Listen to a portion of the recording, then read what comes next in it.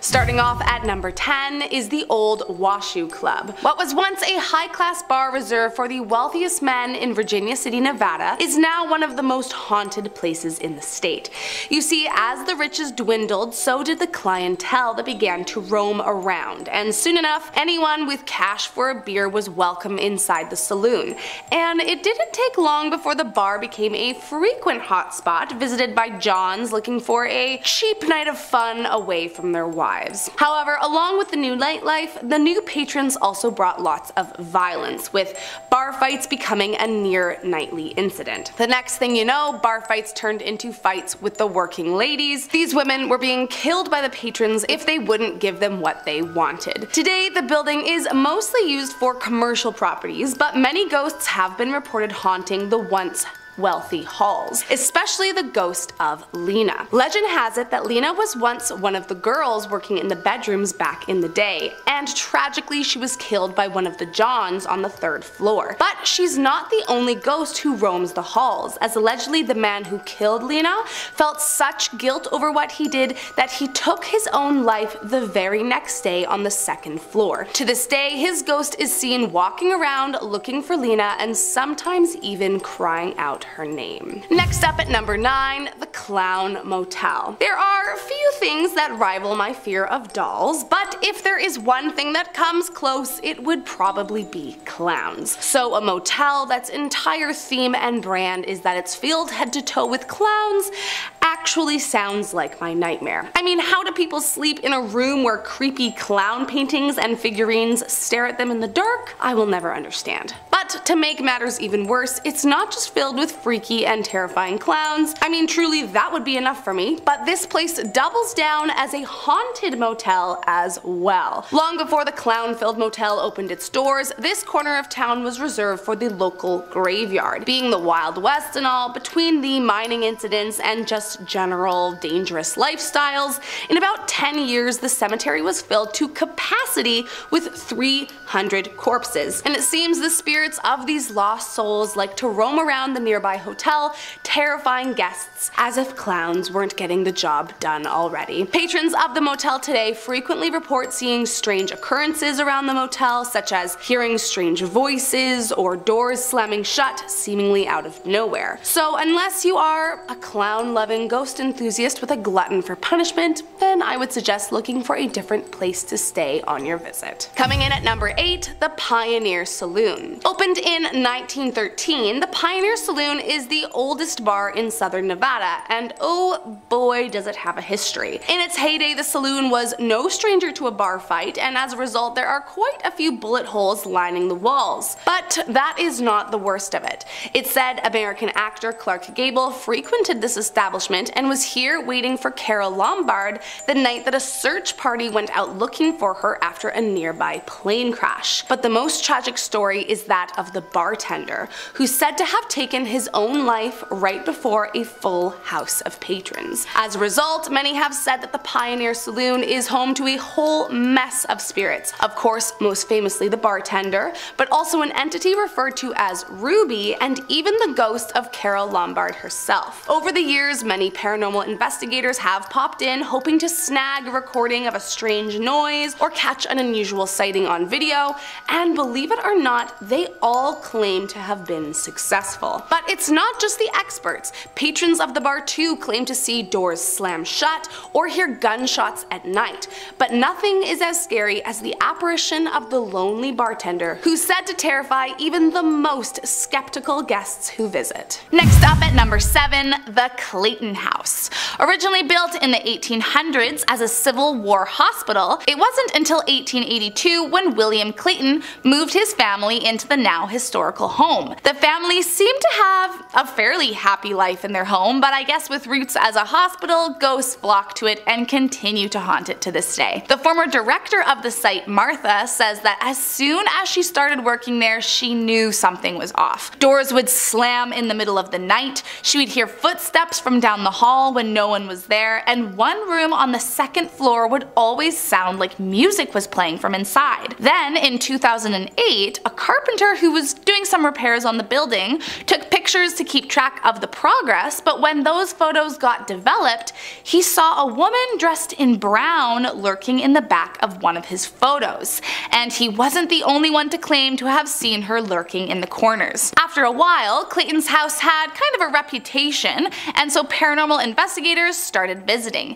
and using EVPs, they got recordings of a man shouting obscenities at someone named Anna, which piqued their interest as one of Clayton's daughters was named Anne. But maybe most terrifying was one woman who says that she was standing by herself in the hotel when her hair was tugged hard. She turned around to see who had snuck up on her, assuming it was a prank, but no one was around and she was all alone. Next up at number 6, the Toltec Mounds. A hiking trail might not be the first place you'd expect to be terrifyingly haunted, but it makes much more sense once you know that it leads through the remains of an ancient civilization. More officially referred to as the Plum Bayou Mounds, they were once home to a large group of people beginning around 600 AD. But what no one has been able to figure out since is their sudden and mysterious disappearance in 1050 AD. It's thought that the mounds were used for a variety of different purposes, but we know for sure that at least one was a burial ground, and as you can imagine, that is where most of the ghost sightings have occurred. Visitors who pass through the trail say they've seen strange apparitions of what looked like ancient people, along with mysterious orbs of light popping out of nowhere, and some say that if you walk by at night, you'll hear footsteps of the ancient civilization that will send you running as far away as you can. Coming in at number 5, the Basin Park Hotel. This hotel has long been the site of many paranormal sightings, although no one knows exactly why so many ghosts conjugate in this building. One belief is because the hotel possesses magical abilities due to the famous spring waters that it's built beside. During the 1800s, the indigenous people of the area talked about their holy springs, and it led many to believe that Eureka Springs had healing powers that could cure ailments and crippling conditions. Maybe these holy waters are what make the spirits more visible to the human eye today. Most famously, in room 307 lies the ghost of a cowboy who's been known to taunt the guests who stay there, waking them up in the middle of the night.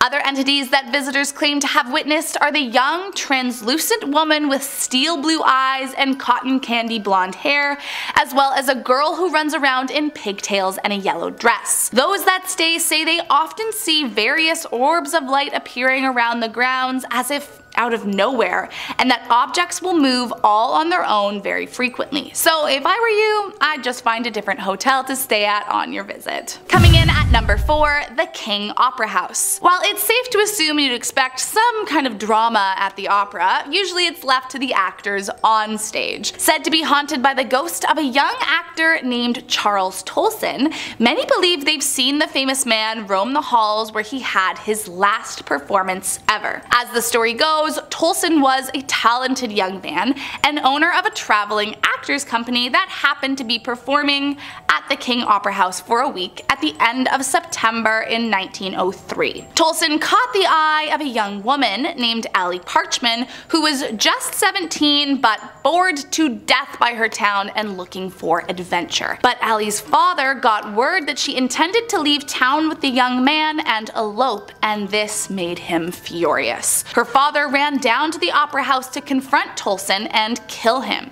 When he arrived, he shot him 3 times, and although Tolson didn't die then, his life was over by the next day while in the hospital. Visitors of the opera house say they feel a strange sensation when they enter, like they're being watched constantly, and some even claim to have witnessed him lurking the halls in his Victorian cape and top hat. Next up at number 3, the Crescent Hotel and Spa. Not only is this Victorian beauty believed to be one of the most haunted places in Arkansas, but some have even said it might be one of the most haunted places in all of America. Before its time as a haunted hotel, it was a hospital run by a crooked doctor who fooled his cancer patients into thinking that there was a cure. So as you can imagine, it's riddled with spirits with a vengeance.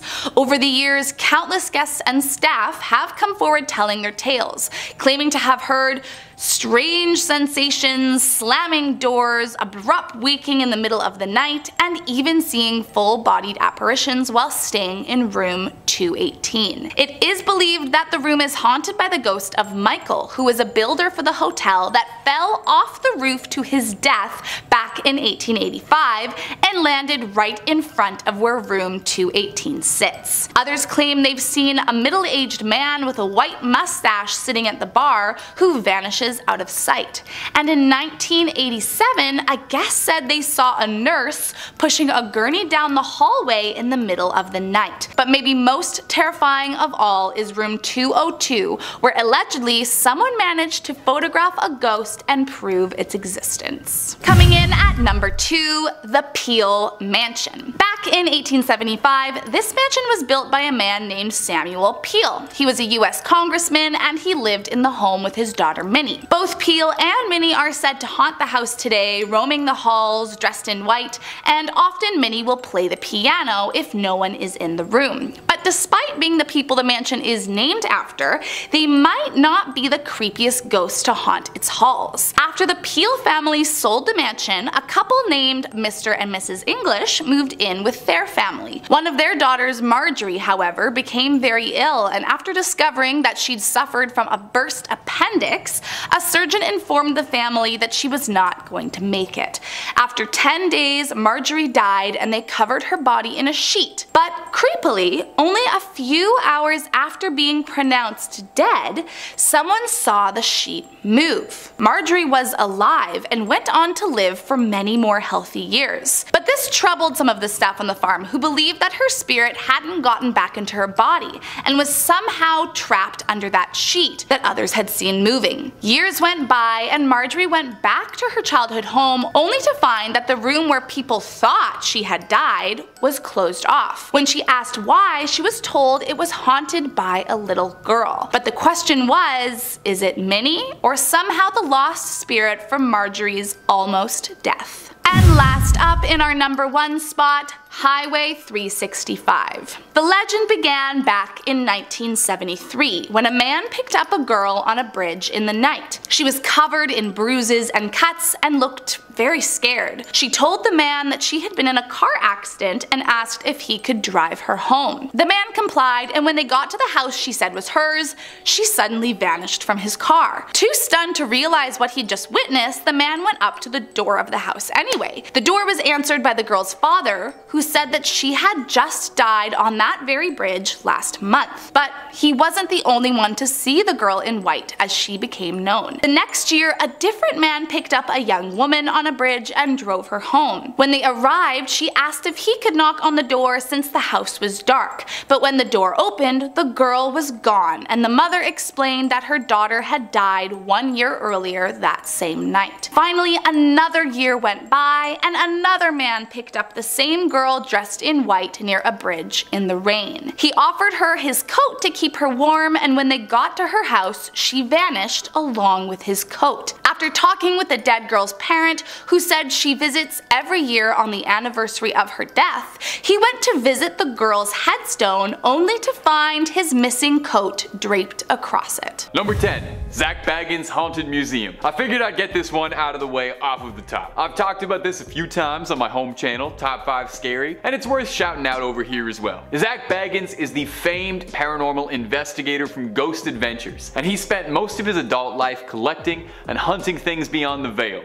and he's put it all under one roof for your pleasure. The building itself is said to be haunted, and to Vegas residents, stories go that it used to be home in the late 70s to all kinds of satanic and dark rituals. Since then, it's been rumored to be haunted. No doubt why Bagans wanted to open it there. Bagans' collection boasts some truly impressive relics like the Dybbuk box, thought to be one of the most cursed objects in the entire world. Visitors to the museum report all sorts of unease, seeing strange shadows and figures while they navigate the halls. The museum offers tours for fledgling ghost hunters, and even offers nighttime tours where you have a free roam of the facility, with nary but a flashlight to guide you if you're feeling brave. And if you're feeling truly brave, keep clicking looking through on Most Amazing and watch all of the fantastic top 10 scary content we've got. And if you got a little room left over, you should check out Top 5 Scary. I hear some of the hosts there are just lovely. Number 9. La Plaza Mansion. The La Plaza Mansion is a now abandoned, allegedly haunted mansion in Las Vegas that was once home to a notorious mobster known as Tony the Ant Spilotro. Over the years, there has been a score of rumors and hearsay out of the Plaza Mansion as to what kind of violence has happened inside those walls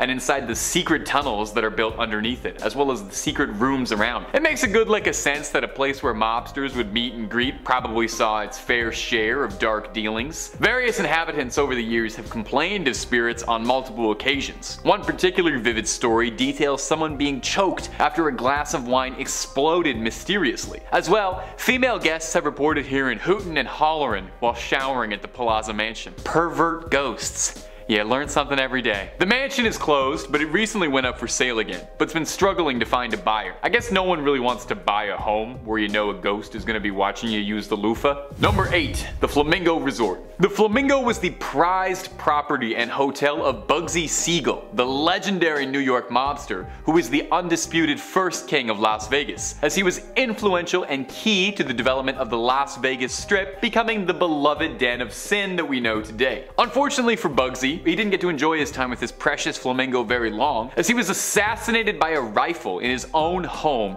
6 months after its grand opening. Well, if you believe the rumors, maybe Bugsy keeps finding his way back to his favorite spot, as there are reports of all sorts of sightings of that checkered coat. Fun little aside, little trivia for some of the gamers out there, the villain of Fallout New Vegas, Benny, was directly based on Bugsy, down to the trademark jacket. Anyway, guests of the Flamingo Hotel have reported hearing strange whisperings at night during their rooms, and claim that spectral apparitions have been seen in the presidential suite, Bugsy's old personal room in the hotel. There have been reports of seeing the notorious criminal in the garden as well as the chapel. Perhaps he's still got unfinished hotel business to take care of, or maybe he just loves that spot so much he can't move. Number 7. Stranahan House. You don't want to be stranded at the Stranahan House. It's gonna be bad news. Fort Lauderdale has a few haunted hidden gems, and the oldest house just happens to be the most haunted. What do you know? What odds are that? What odds are that? What are those odds? There we go. The house's OG owner was Frank Stranahan, and today if you visit ye old stomping grounds, well, you might catch Frank in a photo or two. It's said that Frank still oversees the place and he regularly shows up in guests' photos. So this ghost likes to photobomb. That's pretty amazing. I kinda like that. I suppose being trapped in the same house for all of eternity probably gets a little boring from time to time. Just to pop into a photo, throw some peace signs up, and then disappear back into the walls. Ivy Stranahan, Frank's late wife, she also has made an appearance or two. Nice. True love is haunting the same house forever. Guests have felt a cold hand on their shoulder, and her perfume still lingers in the hallway. Must have been some good strong stuff. Nice. Now it's not all fun and games. Augustus Stranahan, aka Frank's father, well, his ghost likes to throw books. It's really aggressive, so heads up for that, I guess, if you go. Cheers. Number 6, the Plaza Resort and Spa. Ah yes, kick back and relax with ghosts. It's just what you want. You're never alone, I guess, that's a plus side. The Plaza Resort and Spa sounds like a relaxing getaway until you start looking up footage of the actual resort. One's gonna get your attention for sure. Back in August 2013, security cameras captured late night footage of this shape-shifting ghost, some sort of spirit, some scary blob. It's bad news really in any regard. What happened was the original building was destroyed by fire in 1909, and current staff will testify that they've seen the ghosts of victims caught in that blaze. How they know? I have no idea, but apparently they do know. It's a lot of details for one ghost appearance. One of the most common sightings includes a woman whose spirit is known to mess with the elevators and make items in the kitchen disappear. Okay, really? That last one's for sure an employee stealing food. He's like, oh yeah, I don't know. I think a ghost ate that cheesecake, boss. I don't know, spooky stuff, spooky. Number 5, the Blue Anchor Pub. Another bar, another haunted bill to pay. Here we go, debit or credit. Heading over to Delray Beach, the Blue Anchor Pub was built in 1840s in London, but the wooden interior was sent to New York City and then later on sent to Florida in 1996. So yeah, these spirits must be confused. They go from Jack the Ripper to some dude wearing a Yankees hat talking to to a TV. Trapped in the wooden interior is the ghost of one Bertha Starkey, who was sadly killed by her husband back in the 1840s. Now, you know Bertha is lurking about when you hear rattling pots in the kitchen, and sometimes if you're really unlucky, you'll hear wailing in the middle of the night. Nice. Again, horrible sleep at this place. The Blue Anchor sounds like a really relaxing time, but every night at 10 o'clock, the current owners will blast a ship horn to scare away her spirit. I don't know, I feel like blaring a ship horn at 10 p.m. is more jarring than some pots and pans moving sometimes. You know what I mean? I'd rather hear the pots and pans than in the middle of the night. No way. Number 4, the Biltmore Hotel. Another hotel to avoid at all costs. Awesome, we love these ones. First of all, do you actually like staying at a hotel? Some people love it. Some people find it super relaxing. I can't help but think about what went on in the bed before me. You know what I mean? Like, you're like, why does this part of the bed feel a little bit caved in? What's going on here? Every time I'm in a hotel, I have the worst dreams and I can't sleep at all. The Biltmore Hotel in the city of Coral Gables is also one of the most haunted hotels in Florida. You've probably heard of this at some point. It all started in 1926 during initial construction. The Biltmore witnessed a foul killing on the 13th floor. The 13th floor of all floors, my God. The Biltmore was also turned into a military hotel during World War II before ultimately being closed and then abandoned later in 1968. Now, the city renovated the hotel later on in the 80s, but it didn't take long for ghost stories to start to spread. It's horrible, horrible past, I mean, more than fair. Now, of course, the most activity is on the 13th floor, so if you do check this one out, really double down, go to the haunted floor, you know, don't just look outside and then book. Go in, stay a night. I can't believe some buildings don't have a 13th floor. Can you imagine that? Well, they do, but everyone pretends that they don't. You know what I mean? They're like, yeah, it's 12. I don't know, we'll see. Are you a 13th floor believer? Comment down below. Me personally, I don't think so. Because it's the 14th, or the 12th, or the 13th. I don't know anymore. No one knows anymore. It goes 11, 12, 14. You're like, really? What's the 14s? We know what's going on here, come on. Number 3. Tampa Theater. If you're a fellow theater kid, you're also gonna love this one. Here we go. Tampa Theater opened up in 1926. The theater is now said, of course, to be haunted by a woman that was struck and killed by a carriage on the property. Imagine being hit by a carriage. It's so slow. This was actually before the theater was built, so her spirit has been there for a while. If you go to Tampa Theater today, you might catch a glimpse of that woman in a white gown walking across the mezzanine hallway. This time without carriages whipping through, hopefully, sans carriage. Imagine telling somebody in front of you to sit down during a show, then they just disappear. You're like, I think that was a ghost. I think that was probably a ghost. It says in the playbill, ghost, so maybe that was her. Tampa Theater, of course, has leaned into these claims. Now they offer Ghosts of Tampa Theater Tour, where guests can learn about its haunted history. I'd love to do this tour. I don't know, maybe I'll go to Florida. Who knows? I won't. I'm like, I'm probably not going to. Number 2, Key West Cemetery. A cemetery that's haunted. Get out of town. You don't say. The Beachside Cemetery was built in 1847. Now, it was built specifically for victims of a hurricane that occurred a year prior in 1846. That's terrible. Now, the cemetery is the final resting place for roughly 80,000 to 100,000 people. So yeah, I can only assume there's a ghost or two hanging out. That's extremely tragic. Walking through a graveyard at night is scary enough anytime, but Key West Cemetery is so specific that the entire time you're walking through, you feel connected in a way. Now, me personally, I'm all set. I don't want to feel connected to an 1846 tragedy. I'm all set. I'll go the long way around the cemetery, then I'll meet you on the other side, if anything. But if you're into this kind of thing, they also offer ghost tours, so knock yourself out. There you go. Apparently, it's too scary for children, so that's a plus. Lines will be a little shorter than usual. And finally, number 1, St. Augustine Lighthouse. A scary lighthouse? How? How is that possible? The St. Augustine Lighthouse is located, of course, in Florida and was built between 1871 and 1874. And it's considered Florida's first official lighthouse ever. Imagine that. Boom, let there be light. Hey, I made you a lighthouse. Enjoy, we're all good now. There have been several tragic events over the following years, seeing as it's the first lighthouse ever. Seen a lot of history. But even during initial construction, there were several freak accidents on site. Today, said spirits are still lurking about. Sightings of shadowy figures are common, but just one time, somebody saw a hand coming through the tower door. Yeah, a floaty hand, like from Idle Hands. How terrifying is that? Can you imagine just a Smash Bros hand just lurking near you? Several guests have reported furniture also moving around on its own, which is definitely a hazard. And one person even said that they had some of their arm hairs plucked off of them while they were in the basement. Probably that floaty weird hand just doink. Give me one of those. Another guest felt someone grab their ankle at one point while walking down a hallway, which actually caused them to trip and fall down, so something's going on. I don't know what this ghost hand wants, but it's pretty chaotic to me, it seems. I think the ghost hand wants you to click like if you like this video. I think that's what it wants, really. Starting us off at number 10, the Old Red Field Road. Said to be extremely active with spirits, keep your eyes peeled if you ever find yourself driving down this road. Those that try find that their flashlights and radios suddenly stop working, and some even say their cars begin acting up as soon as they start to approach. One driver in fact said that the hood of their car flew open on sight, and when they went to go and check it out, there was no explanation for why it would have done that. Visitors claim that countless ghosts roam the road, walking up and down, likely coming from the nearby cemetery, and that they feel a sense of deep, unsettling anxiety until they turn off the Old Red Field Road. So maybe if you do visit, just find an alternate route. Next up at number 9, Cotter Bridge. Located in a small town of less than 900 people, during the day the bridge is a world-renowned hotspot for trout fishing, visited by residents and tourists alike. But things take a turn after the sun goes down, and locals say that this bridge is haunted by some truly terrifying spirits. Residents say that at night you can hear the cries of an infant coming from the bridge,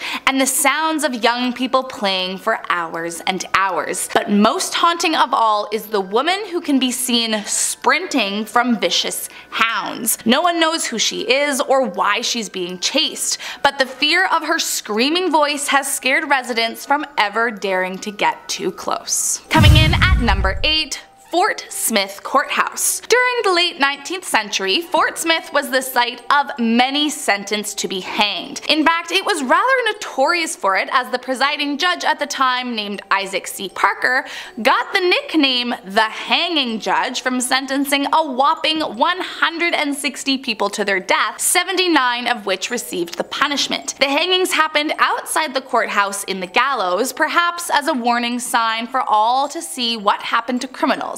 And it's believed the condemned men of the jail still roam the grounds seeking revenge on Isaac Parker. Many today say they've had frightening experiences while at the courthouse, especially in the gallows. Visitors claim to have heard gavels banging, seen ropes swinging when there was no wind, and one groundskeeper even claims to have spoken with the ghost of Isaac Parker himself. Number 7, Pioneer Saloon. The Pioneer Saloon is a little bit outside the strip proper in the town of Goodsprings, and I hate to bring it up again so soon, but if you're a gamer with a keen eye and you're wondering why you recognize this saloon, yep, that is where the tutorial from Fallout New Vegas happens, and it is 100% of why I can't stop banging on about it in this video. But besides being one of the places that Courier 6 first ever stepped foot and began their journey, it's also one of Vegas's most haunted attractions. The Pioneer Saloon is the oldest bar operating in Nevada, and as such, one of the most haunted for years and years of stories. It's said that the wife of Clark Gable, Carol Lombard, can be seen wandering around the saloon at night looking for her husband to console him, but she's not the only one. There's rumors of a spirit of a kindly old prospector who sits at the back of the bar in the wee hours just to make sure ain't nobody causing no trouble. Easy Pete? Lastly, there's a spirit of an old western bar brawler by the name of Paul Koski, who was sent 6 feet under when he was caught cheating at a hand of cards. The coroner's report for him is posted on the wall. They say near the dead of night you can see a figure of an old gunslinger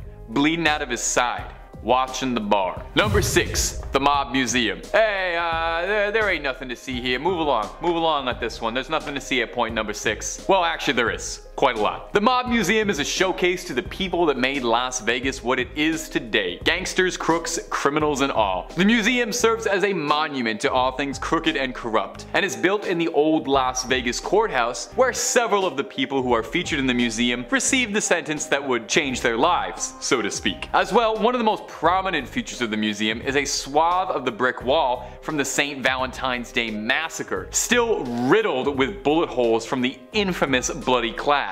Employees who work at the Mob Museum claim that in their time it's not uncommon to see shadowy figures wandering through at night, quite possibly the lost souls of old mobsters who never got a peaceful rest, probably due to, you know, being perforated by bullets. Number 5. The Luxor Resort. The Luxor Resort has been host to paranormal rumors pretty much since it was constructed. Maybe it's because it was built to look like an ancient Egyptian tomb. Maybe it's the gigantic black pyramid with a giant light atop its peak that looks like it's a dark temple that's attracting all of the malevolent energy in the world inside the Luxor. Could be that. An unknown number of construction workers died during its construction, and shortly after its opening, 2 guests jumped from the balconies. You should know too as well, the Luxor is also home to a massive collection of artifacts recovered from the wreck of the Titanic, all the way up to a giant piece of the bulkhead complete with a piece of the window. You gotta imagine if there wasn't already enough evil energy inside that building, bringing in a bunch of relics from the Titanic has gotta push it overboard. No pun intended, wow. Employees have reported that deceased passengers from the Titanic came with their relics, appearing, disappearing, and making their presence known. Some rooms of the resort are even modeled directly after rooms in the Titanic, where people report increased spiritual activity. Maybe they feel at home. Number 4. Fox Ridge Park. You know, it's not all glitz and grime all the time in Las Vegas. There still has to be a community, you know? The people have to live somewhere. Can't all just be wall-to-wall casinos. There has to be room for grocery stores and places for people to play. Perhaps once you've had your fill of shooting craps, you can take a walk down to Fox Ridge Park, a small little playground in Henderson, the city that neighbors Las Vegas. The story goes that a long time past, a boy was run over by the park, and his soul has been bound to it ever since. People report seeing the swing set moving when no one's around or no wind could be blowing it, and even outright saying that they see spectral apparitions. He's apparently very angry, however, and I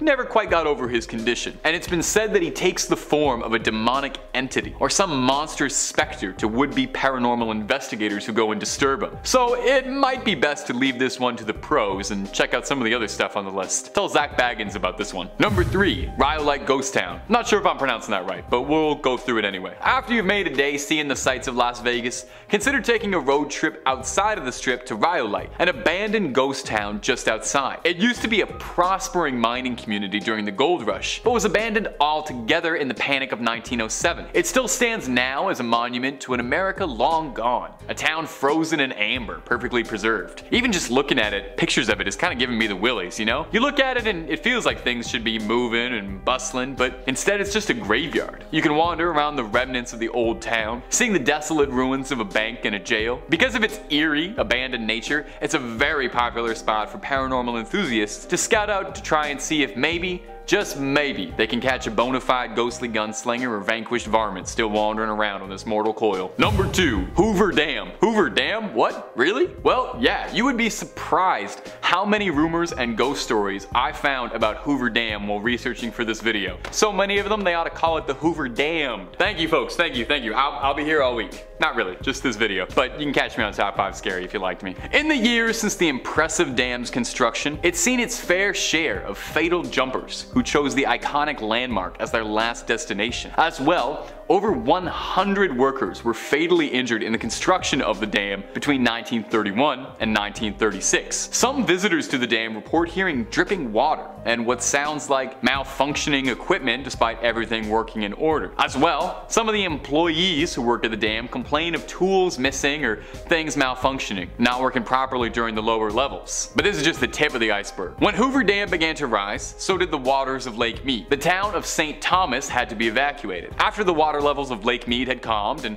after 70 years of the water receding, the ghost town of St. Thomas was officially unearthed. While the town was evacuated under government order, there's no proof one way or the other to say that everyone did. So it's entirely possible that some residents of St. Thomas could have been trapped there, and their souls now doomed to the dam forever, alongside jumpers and poor workers, making it a real hot spot for paranormal activity. Luckily, I have to imagine a dam that big's gotta be keeping some of it in, right? And finally, the #1 most haunted spot in Vegas is Bally's Las Vegas Resort. In 1980, a raging fire scorched the tower of the original MGM Grand Resort. It was an absolutely dreadful disaster that claimed the lives of 85 people and badly injured many, many more. The building was restored and sold and renamed to Bally's in 1985. But given the building's treacherous backstory, it's no surprise how many guests complain about paranormal experiences there. Guests who stay in the original refurbished tower complain of overwhelming smell of smoke smoke, or the sounds of people screaming throughout the night. Others notice that on higher floors, the furniture will move unexpectedly, or windows have been shut or even locked that can be found open. It's thought that these are the spirits of those on the higher floors desperate to escape, not knowing they never will. There's a famous ghost in Bali's residents claim to see of an old woman who sits at a slot machine on the casino floor, blankly pulling the lever and idly playing calmly until she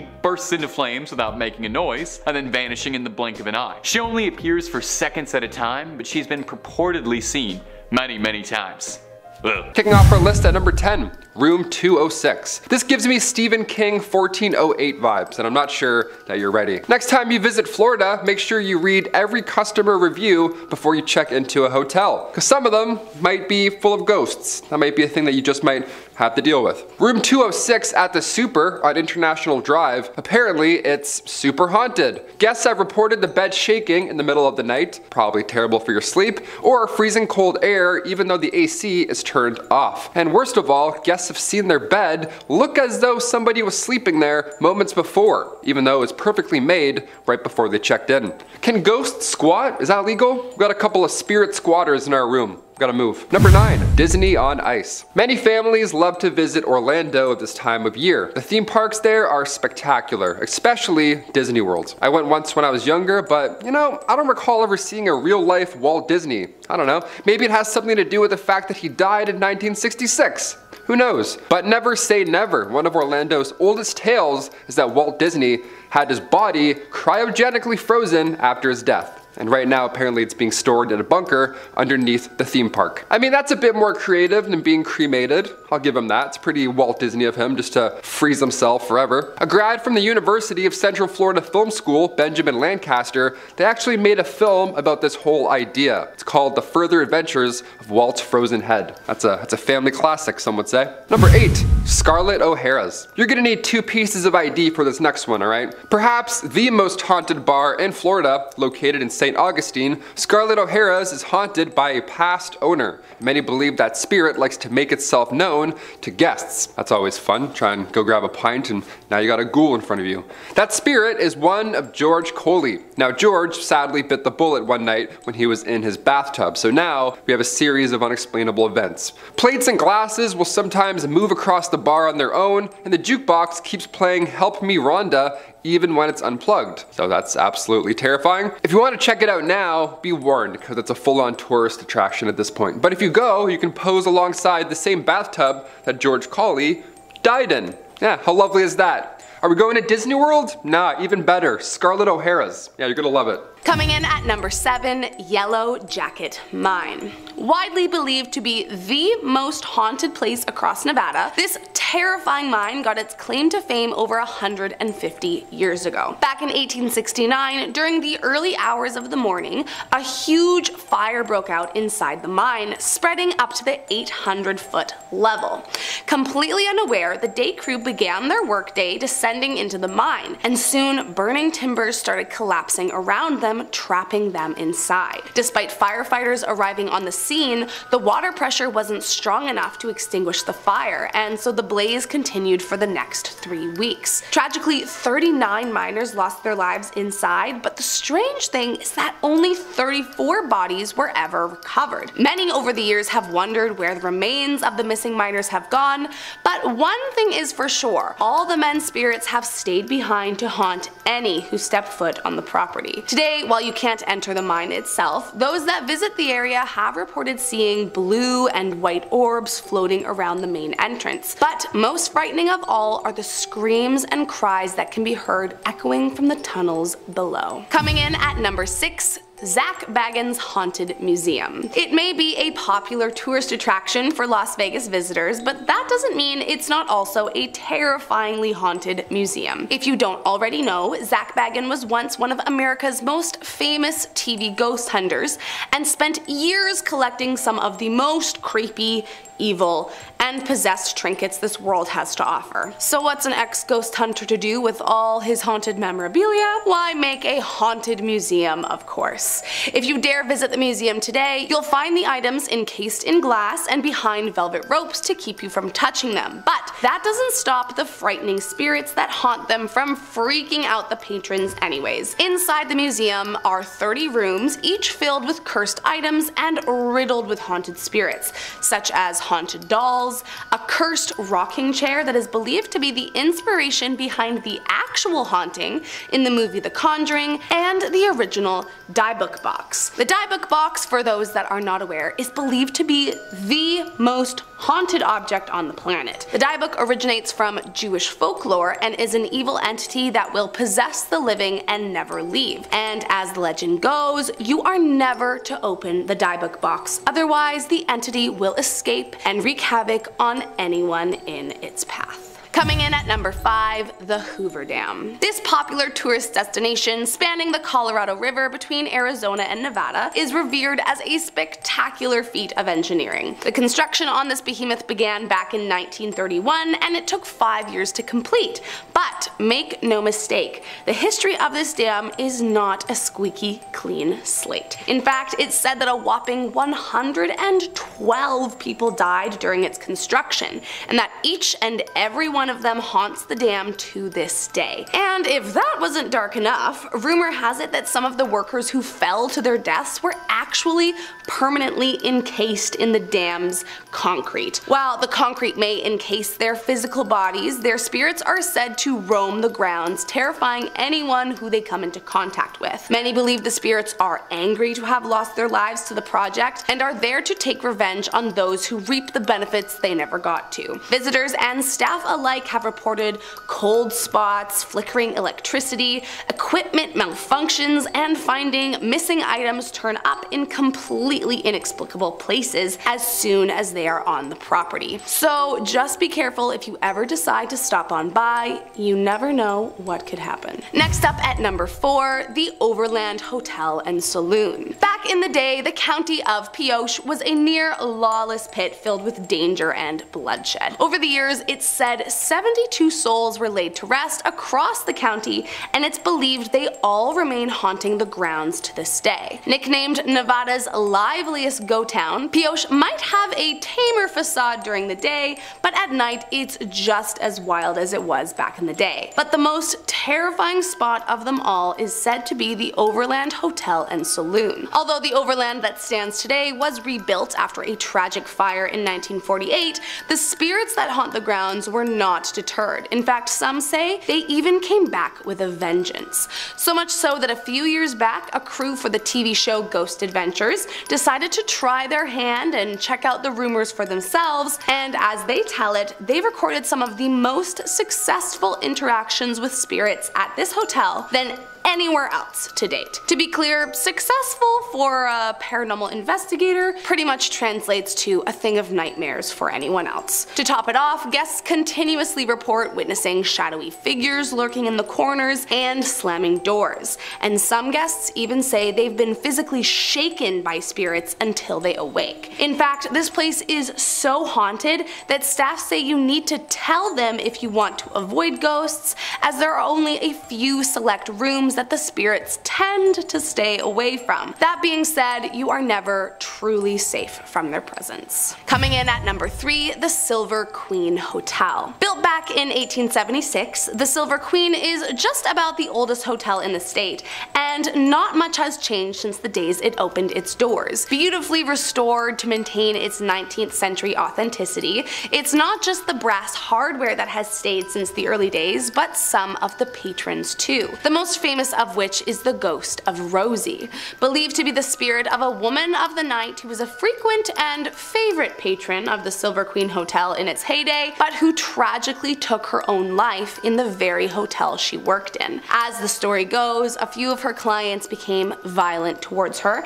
and Rosie, depressed and seeing no way out of this life, decided to end it herself in her bathtub of room 11. To this day, it's said room 11 is haunted by her ghost, ghost, and those that have stayed there say they routinely hear rattling doorknobs, phantom footsteps, and disembodied voices echo throughout.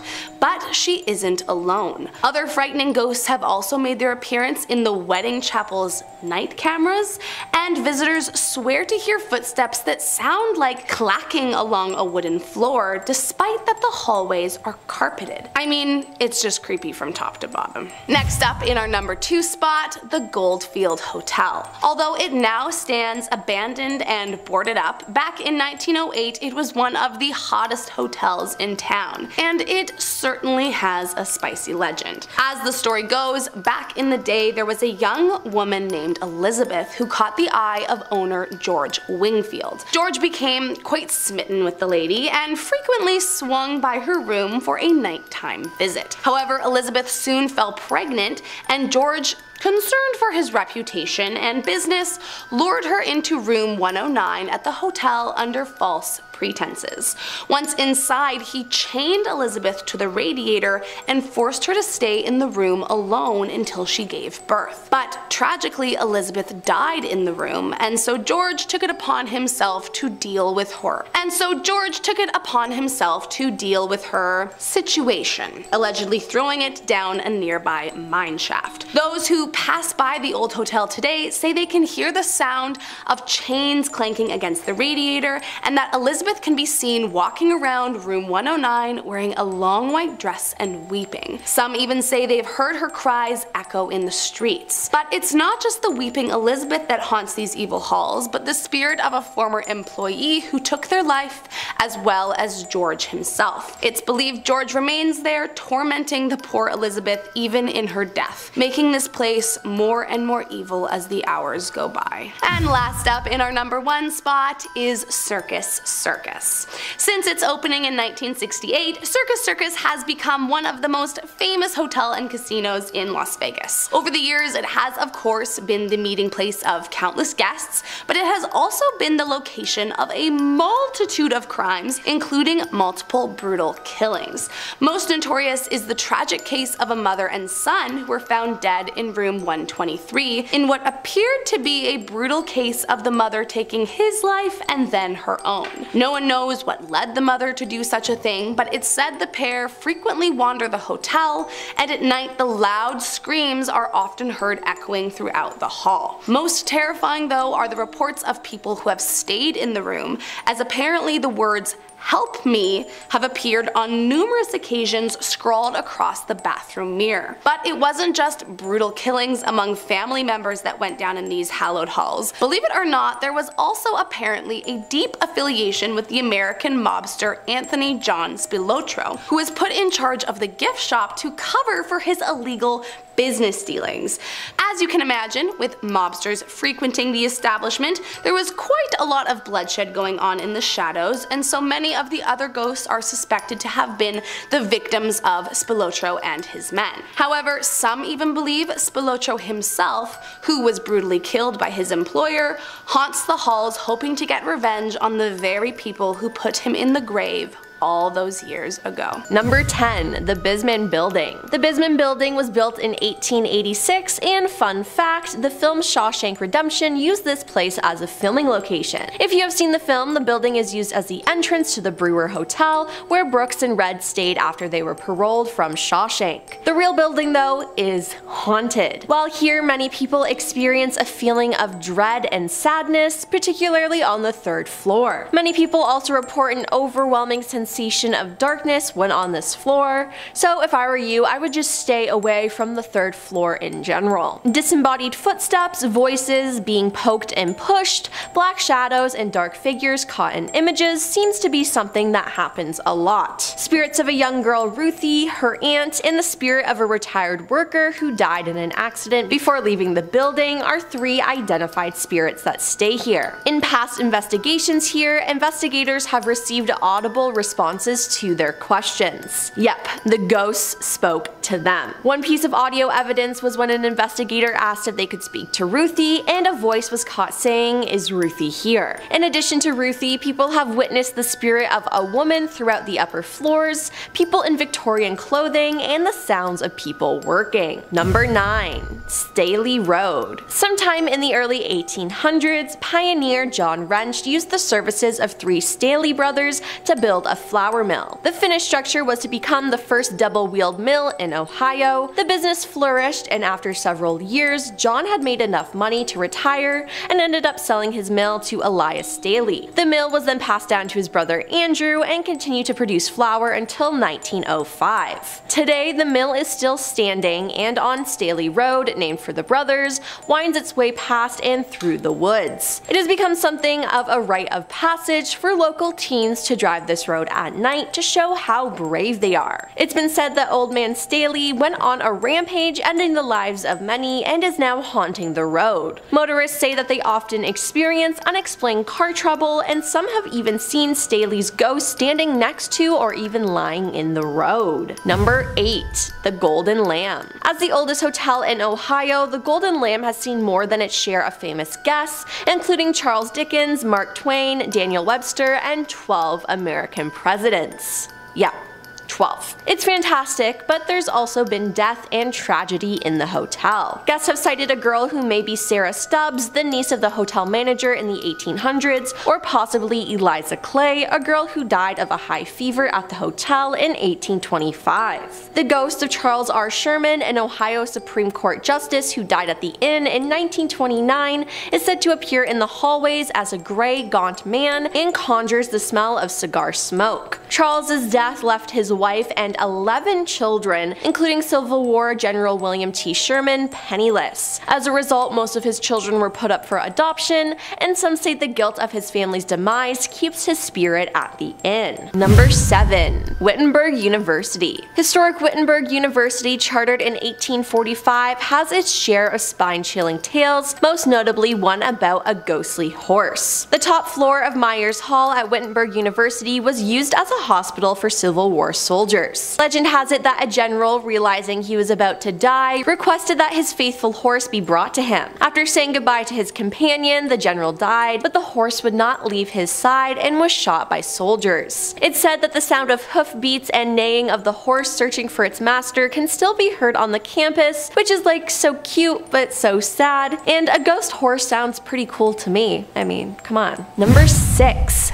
Buckeye Charm. Buckeye Charm, a boutique owned by Jonah Powell, was once featured on the Travel Channel's paranormal investigation show Ghost Nation because it was so haunted. The property was built in 1877 as St. Augustine's Catholic Church. In 1976, the church was sold to become a commercial building. Now, during the filming, a loud EVP, electronic voice phenomenon recording, was captured in the building, the words "Hallowed be thy name." The crew was concerned that the voice was a staged prank, Jonah recalled, because it was so loud and so clear, and they've had times in the past where people have tried to trick them or do something. So they had their crew shut down, turn on the lights, stop what they were doing, and search for speakers just to make sure it wasn't something that we were pulling over them. The ghost hunters suspected that a disgraced priest may be behind the scratches, bizarre apparitions, and the EVPs. Number 5. Waynesville Union Schoolhouse. Waynesville Union Schoolhouse was built in 1891 and is currently used for storage by the American Legion Hall. After the newer school was built up the hill, they shut it down and put the town library on the first floor. In the basement, the American Legion had their bar where all the guys went. It was the only place in town where you could drink, and eventually they built a newer building over here, so the building is just sitting there. Nobody can decide what to do about it, how to save it or tear it down, said a townsperson. Since the place has heard stories about strange happenings in the basement, Lee Allen, a local paranormal investigator, was consulted. Lee brought a psychic from Columbus and she knew nothing about this town. A group was in the building with some of the people from the American Legion and Lee's team, and all of a sudden the psychic said, "There's some men here that don't want you ladies here in the basement at all in their Legion Hall. They want you to leave." Now, the women knew it was a guy's place, but they didn't pay too much attention to what the psychic said until she said, "No, they're really serious. They want you to leave. This is not a place for ladies." Then a ghost touched one of the women's shoulders and they screamed. The psychic said their names are Ralph and Carl and they really seriously want you to leave, so they left. And I mean, if a ghost tells you to leave, you probably should. Later, the woman who had to leave said she told the story to a friend who grew up on the corner close to the American Legion, and specifically mentioned Ralph and Carl. She said to me, "You're kidding me. Ralph Smith and Carl Siffer spend every day up there in the basement at the bar." Eventually, she heard Carl's wife say that if he was any place in town, that's where he'd be. Number 4. Poasttown Elementary School. Poasttown Elementary School was built in the 1930s and served as a place of education until the year 2000. It's a building in rural Ohio that is now known more for sightings of apparitions and spirits within its walls than it is for exams and detentions. It's believed that the reason for the hauntings could be linked to 2 separate train incidents in 1891 and 1910 that claimed 30 lives. Without a nearby hospital, the field where the school was built became a triage center. The theory is the spirits of those who died in the accident still remain on the land. Daryl Wisman, a former teacher who made Pottstown Elementary his home, told WCPO in 2016, "We'll hear a desk being dragged across the floor above us, we'll hear little kids' footsteps, I've heard voices with my own ears when nobody is here but me and my wife, I just can't explain it." Paranormal investigators have been called in, and the building is also used for community events. According to Daryl, most leave the school having experienced something strange. He says the school's motto is, "When you leave, you believe," and that honestly sounds perfect because that sounds terrifying. Especially hearing students' footsteps and voices, that is a no from me. Number 3. Helltown. Founded in 1806, Boston Village, aka Helltown's original claim to fame was its standing as the oldest village in Summit County. Boston's relatively uneventful life took a turn for the worse in 1974 when the National Park Service decided that Boston Township would be the new home for a new national park and began buying the properties of its longtime residents. The empty houses were boarded up and adorned with US no trespassing signs. But then the government quickly fell behind on its plan to create the park, and the village sat neglected. The hellish aura of the area only continued to grow when rangers visiting the site became ill and covered in rashes. It was soon discovered the dump was highly polluted with toxic chemicals improperly disposed of. Also, in the village there is a church which is said to have been built by Satanists complete with upside down crosses. There's an abandoned bus that is said to be the host to lingering ghosts, and maybe the most outlandish of all, there is talk of mutants who were created by the chemical spill, including a monstrous snake known as the Palencia python, so I would never want to visit there. No.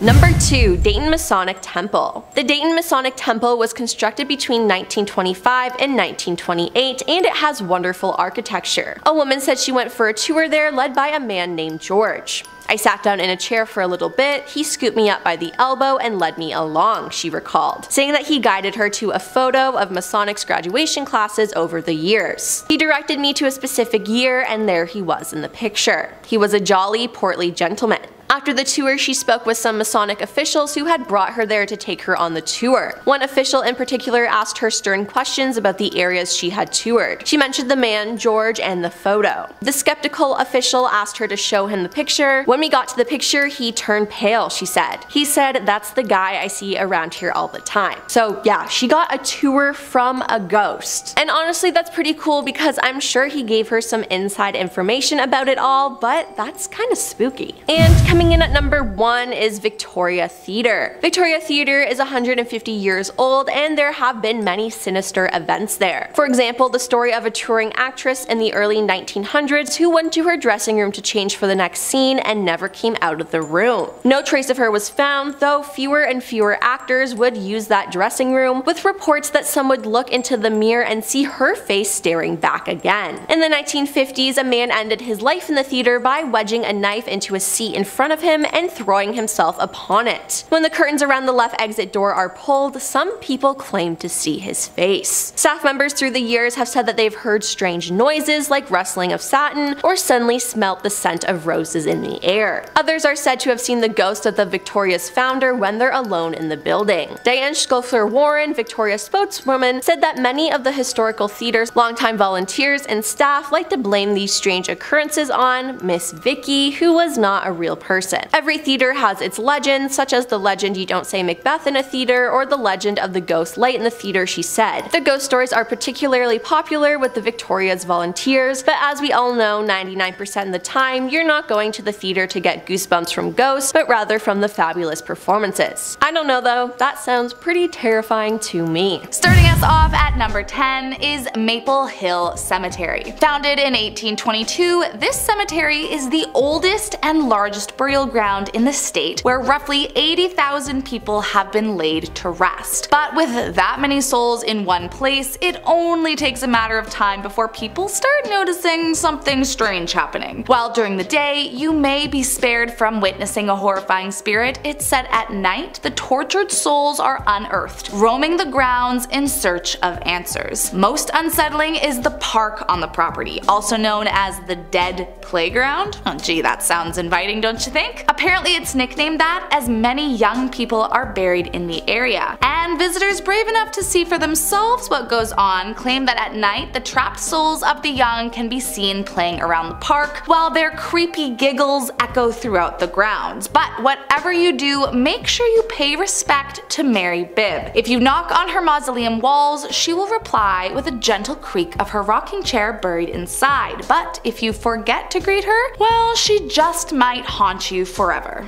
Coming in at number 9 is Fort Morgan. Said to be one of the most haunted places in all of Alabama, Fort Morgan is rife with ghoulish tales of ghosts and strange occurrences. The most notorious is that of a prisoner who's said to have died here in the early 1900s after he took his own life in the barracks. People say that if you walk past, you can still hear him crying out late at night, but he's not the only one you should fear. There's also a female spirit that wanders the grounds in search of justice after she too lost her life after being dragged into the fort and beaten to death by mysterious attackers who were never caught for the crime. Many believe she is an angry spirit with a vengeance who will torture any man who steps foot on the property. So if I were you, I'd skip this one. Next up at number 8 is Drish House. Once the home of Dr. John R. Marsh, a gambler and a drunk who built the estate in 1835 for his beloved bride Sarah. The couple lived in the home for 32 years until one day John had too much to drink for the last time and drunkenly tumbled over the stairway, falling to his demise. But you might be surprised that it's not his spirit that's trapped here, actually his wife Sarah. While no one knows for sure what keeps her soul trapped on the property, some say she was so traumatized after finding her husband dead in their home and wasn't able to recover. Others believe, however, that she refuses to leave because her family failed to honor her own funeral wishes, and so she remains causing trouble to anyone who steps foot on the property to this day. While today the manor is used for many celebrations, Sarah remains tormenting guests of the events, trying to get them to leave. If you're brave enough to visit, try looking up at the 3rd story tower. It says you can catch a glimpse of her up there. Just be careful she doesn't see you looking, or she may just follow you around the property, terrorizing you until you leave. Number 7. Moonville Tunnel. Located deep in the woods, the tunnel is framed by a faded stone archway covered in moss. The tunnel itself is long and extremely dark.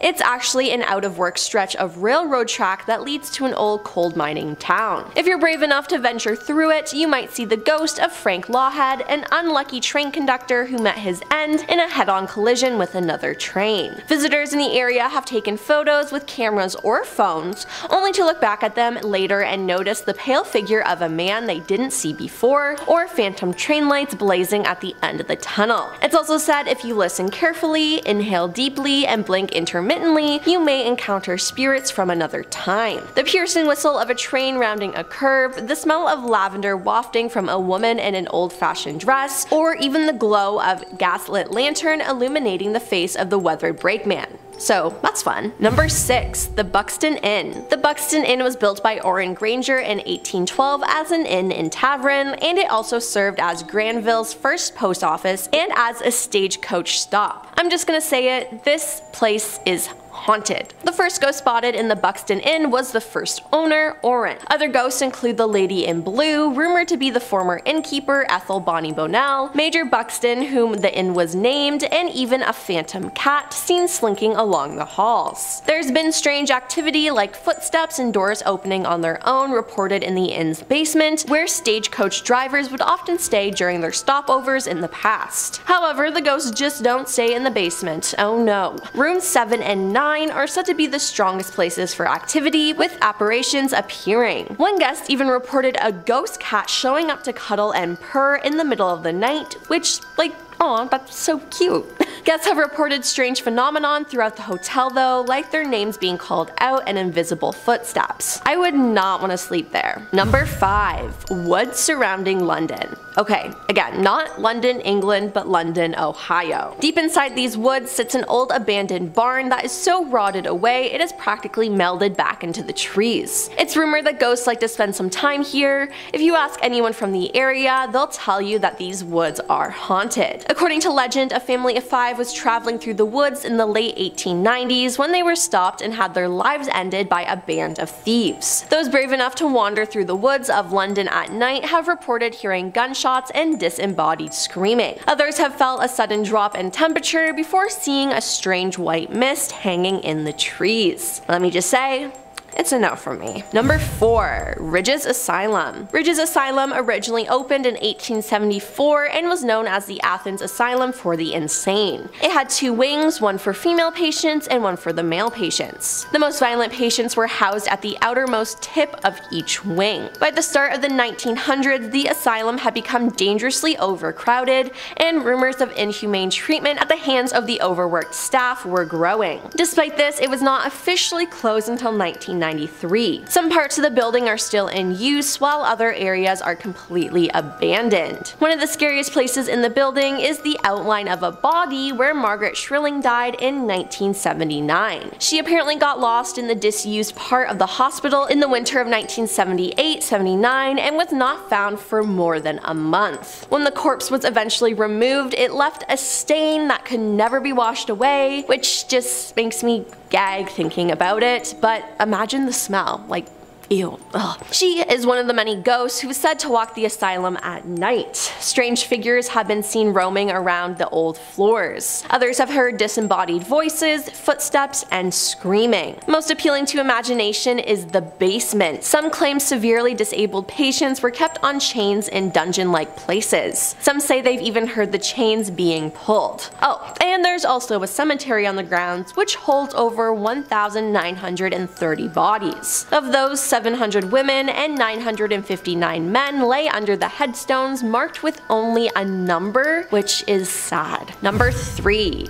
Bobby Mackey's. Built in 1850, Bobby Mackey's is said to be the most haunted nightclub in America. When it was first built, the building served as a slaughterhouse and meat packing facility. The standard for most slaughterhouses of its day, the facility featured a well to collect the runoff of animal blood, innards, and other waste. If that image wasn't icky enough, there have also been several deaths in and around the club throughout the years. The place harbors energy so dark that a portal to hell is rumored to swirl somewhere within its basement. There is strange suffocating heat, a trash can once flew through the air, and the apparition of a man with a handlebar mustache appears in the mirror. I would not want to get anywhere near that place ever. Number 2. Licking County Jail. Originally opened in 1889, the Licking County Jail is now home to only prisoners serving afterlife sentences. It contains stacks of cramped, grimy cells lining its dimly lit halls. Since being put out of commission, the jail has become a notoriously haunted hotspot. While it was operating, a total of 3 sheriffs and 19 inmates died on the premise. If you make your way to Licking County Jail, it's said you should peer between the cell bars as figures of prisoners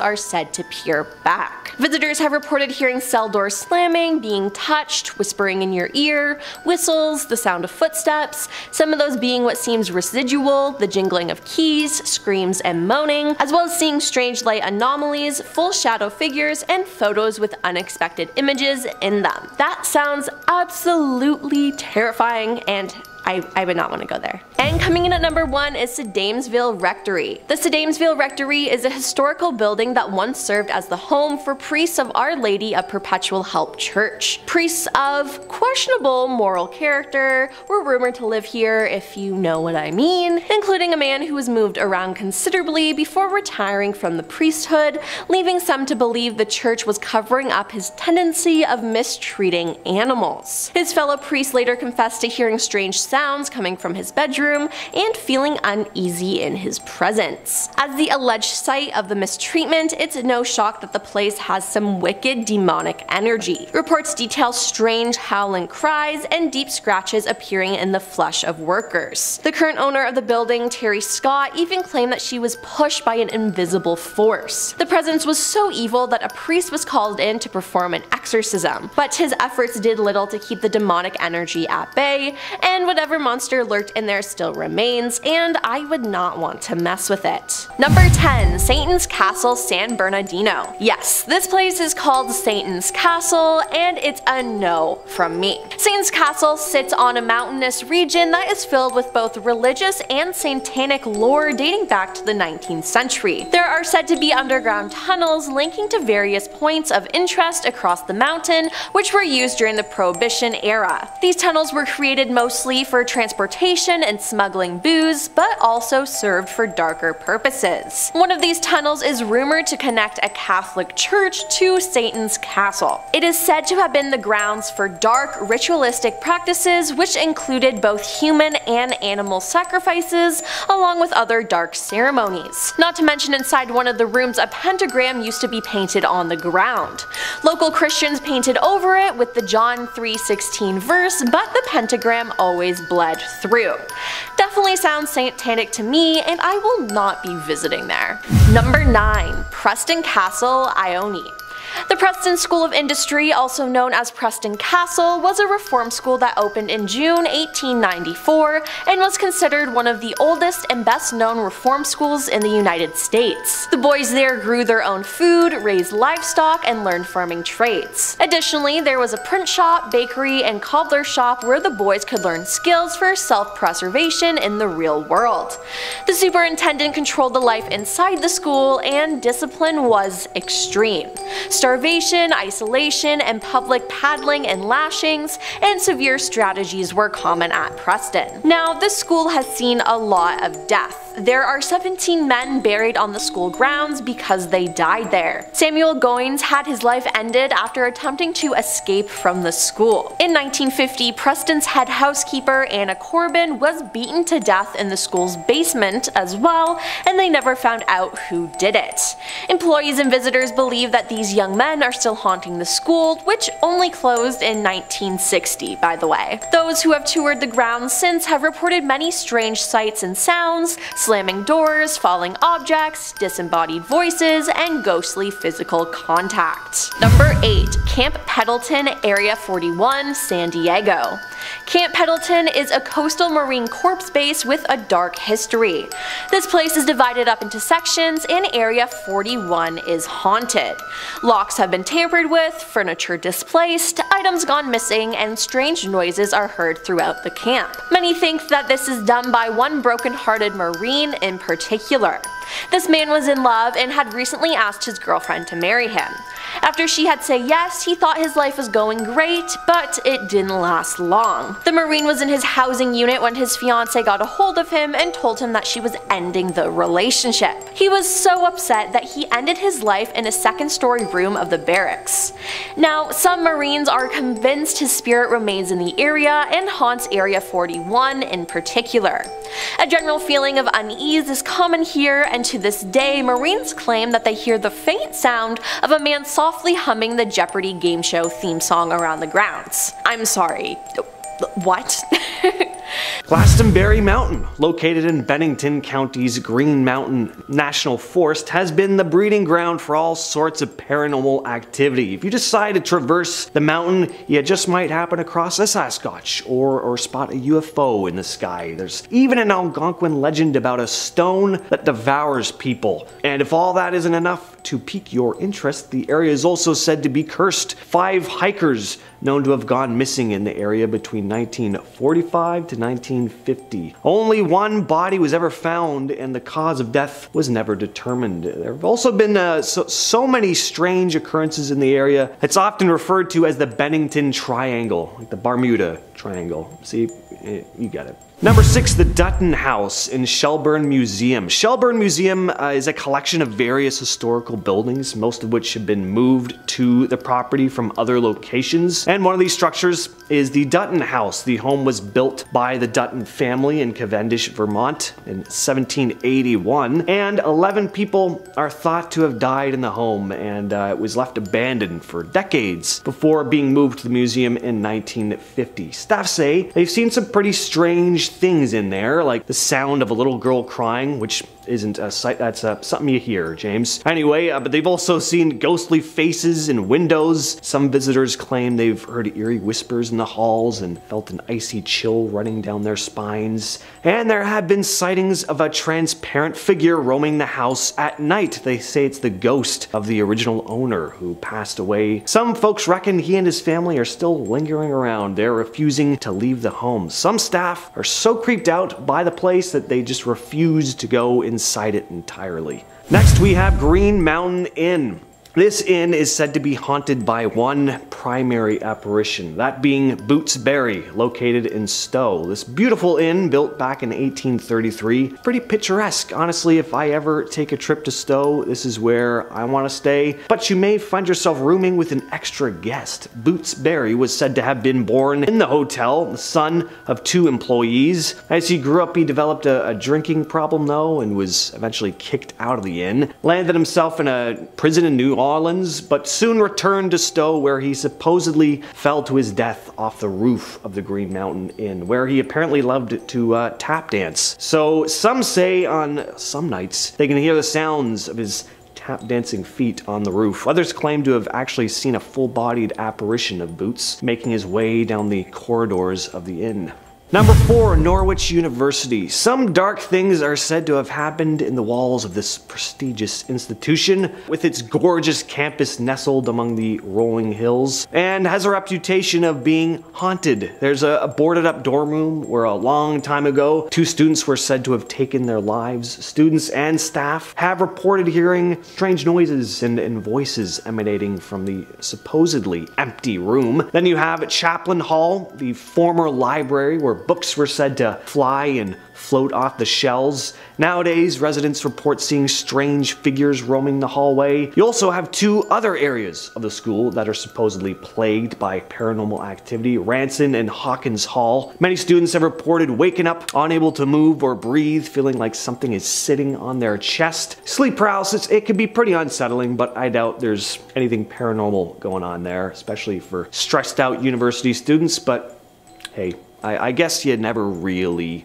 truly know. Next up, we have Marble Inn, located in Fairhaven, Vermont. This inn is said to have a few different spirits that reside within the building. It was built in 1867, and one of the previous owners apparently passed away in the tea room, and apparently he was pretty upset about it too, because now he, as well as a couple other ghosts, supposedly haunt the place. Many guests have reported waking up to see the figure of a man in a gray suit standing at the foot of their bed. There was also an instance where a repairman was working on the basement and suddenly spotted a woman standing behind him, but she just remained silent before walking into another room. The repairman was obviously pretty confused, but he followed the woman into the room. When he entered it, there was nobody there. Classic ghost story, just an empty, dark room. I wonder what the rest of this workday was like after that. How do you just go back to what you were doing after experiencing something like that? Like, if I saw a ghost, that'd just change everything for me. Oh, ghosts, I guess they just exist now. That completely changes my entire outlook on life. What happens after death? What is reality? Am I just hallucinating things now? Am I someone who hallucinates? What is going on? Anyway, these pipes, they're not gonna fix themselves. Back to work. Number 2, the Bowman House, aka Laurel Hall, regarded as one of the most haunted places in Vermont. The first owner of the home, John Bowman, is buried in a mausoleum on the property along with the rest of his family, each of whom died tragically. Locals swear they've seen shadowy figures moving about the rooms and strange noises echo through the halls at night. Some say they hear the disembodied cry of a baby, which would really freak and irk me out, quite frankly. I can't stand babies crying in public as it is. They seem to show up everywhere I go for some reason. So last thing I need in my life is a wailing ghost baby now. Some people who visit the home even claim to have seen the ghostly figure of Mrs. Bowman standing at the top of the stairs. There are whispers of disembodied voices calling out in despair and ghostly stuff going on. Some folks claim they've even witnessed objects moving on their own. Basically, some people think it's haunted is what I'm getting at here. Number 1, we have Gold Brick Bridge, aka Emily's Bridge. Emily's Bridge in Vermont is infamous for its spooky reputation as a haunted hotspot. Not only is it said to be the most haunted place in the state of Vermont, but one of the most haunted bridges in the United States. This old covered bridge has a tale that'll send shivers down your spine. The story goes that Emily, a young lady head over heels in love, planned to elope with her sweetheart at the bridge, but for some reason the guy just totally ditched her. Devastated and heartbroken, Emily decided to end her own life. Ever since that fateful day, folks claim to have experienced some pretty creepy stuff around Emily's Bridge. Ghostly sightings, weird noises, the feeling of being watched, and mysterious footsteps. Those are just the tip of the iceberg though. This lady gets physical. People find scratches on their cars. Some who dare to cross the bridge on foot have reported being grabbed or scratched themselves. And you know what? I gotta say, getting grabbed and scratched by a feisty female ghost, I don't hate the sound of that. Might have to book my ticket out there. Starting us off at number 10, Sandy Island. Also known as the Phantom Island, this peculiar location was first discovered by the famous British explorer Captain James Cook in 1774. Now, what's crazy about Sandy Island is that it was documented on maps, globes, and even nautical charts for 238 years. But now if you go to Google Maps, you will see no such island. The reason being is that in 1979, it was quite literally undiscovered, as apparently no landmass existed there. But even so, it remained on Google Maps until 2012. This seemingly conflicting information made many wonder if there is something that we aren't being told about the strange island, or non-island, I suppose. And so naturally, a conspiracy theory began, stating that this undiscovered island actually was there and that we are being lied to. Now, I'm not about to jump quite to that conclusion, however, I will admit that it isn't every day that something becomes undiscovered, so it does make sense to wonder if there is something going on behind the scenes. However, I guess we will never know for sure. Next up at number 9, Blurred House. So, I'll be honest, I'm not entirely sure if this qualifies as terrifying in the usual sense. However, it is certainly mysterious, and so I couldn't help myself from adding it to today's list. Located in Stockton-on-Tees, England, there is an inexplicable blurring of a random house that has perplexed neighbors, tourists, and even the residents themselves since 2009. Of course, when things like this happen, people like to make their own conclusions, and so rumors involving crime or aliens began spreading about the property. But in reality, the truth was much more unnerving, that no one could actually explain or figure out why it was banned for public viewing. In fact, according to the current resident, quote, "I've been in this house since 2000, but I have no idea why you can't see it." Which would mean at one point you could see it, and then 9 years later it was suddenly not suitable for the public to have access to? So, is there something spooky about this house that Google doesn't want us to know? Certainly seems that way. Coming in at number 8, Baker Lake. Up in a remote location of Nunavut, Canada, there is a seemingly innocuous place called Baker Lake that for some mysterious reason is not fully visible on Google Maps. In fact, if you do a quick search, there is actually a long black strip that covers a good chunk of the area, and as I'm sure you can imagine, it has garnered a terrifying conspiracy theory to explain why that is. The theory states that this black strip is actually covering extraterrestrial terrestrial beacons that the government secretly brought down to Earth in 1972. The theory then goes on to explain that these top secret beacons exert powerful electromagnetic fields that disrupt Earth's natural energy grids, which in turn have altered the weather and have been used to focus the Earth's energy in undisclosed ways. Further, there are some out there who propose that because these alleged beacons are stolen space property, it has caused a massive war with aliens, hence the uprising in alleged UFO sightings. Now, in reality, we have no concrete evidence as to why this is blurred out, but whatever it is, it must be for a good reason. Number 7. The Hotel de Coriando, San Diego. Hotel de Coriando is a historic hotel that opened in 1888. Kate Morgan has haunted this hotel since 1892, the year she checked in and awaited the arrival of her husband. The two were traveling con artists, and not surprisingly, her husband never showed up, and 4 days later, Kate was found dead at the bottom of an outdoor staircase leading to the Coronado Beach. Today, those who check into Kate's room, which is now room 3312, have had spooky experiences to say the least. Curtains blowing even though the windows are closed, objects moved by unseen hands, murmuring sounds, and even sightings of Kate walking down the hallways and peering out the windows have all been reported. Her ghost is often seen both in the hotel and on the beach. Now room 3519, formerly room 3502, is also haunted. Once a maid's room, it's been the site of numerous paranormal occurrences, such as objects moving around by themselves. Number 6. The Whaley House, San Diego. The Whaley House is the oldest brick structure in Southern California and was the home of Thomas Whaley and his family. At various times, it also housed Whaley's General Store, San Diego's second county courthouse, and the first commercial theater in San Diego. The house has witnessed more history than any other building in the city, and it is extremely haunted.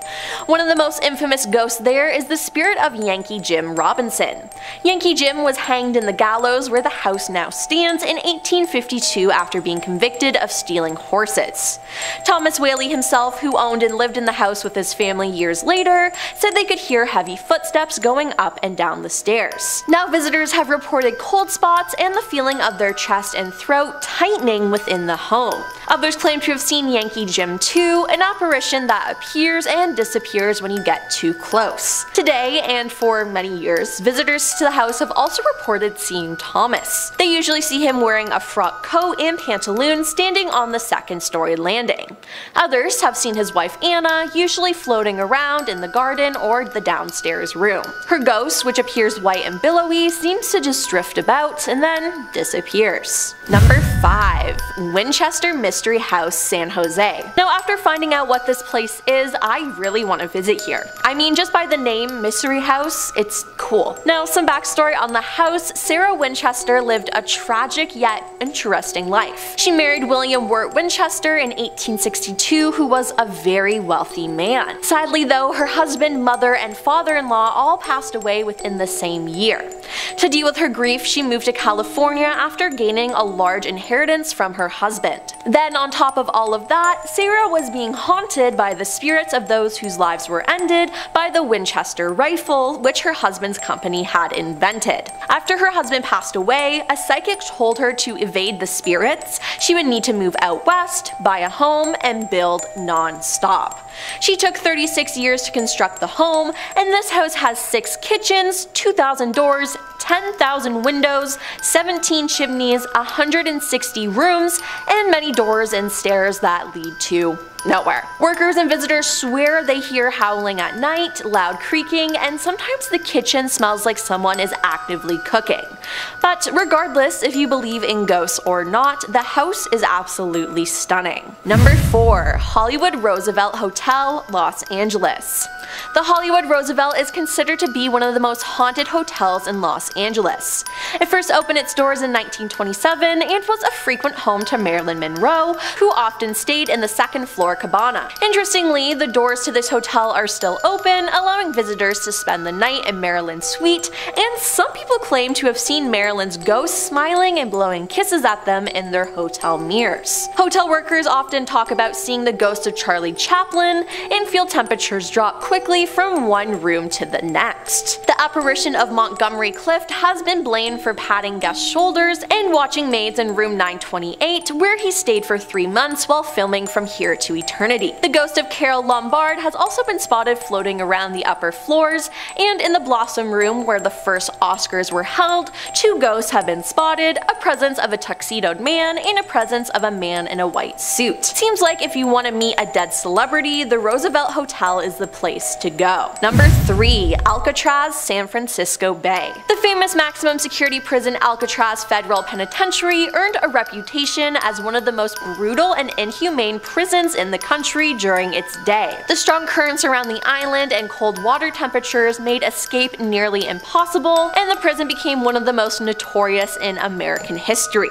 The prison closed in 1963, and the island is now a major tourist attraction. A total of 36 prisoners made 14 escape attempts, 23 were caught alive, 6 had their lives ended by guards during their escape, 2 drowned, and 5 are listed as missing and presumed drowned. Now, during its 29 years in use, Alcatraz held some of the most notorious American criminals, including Al Capone, George Machine Gun Kelly, and Bumpty Johnson. Today, it's a tourist attraction that many believe to be haunted.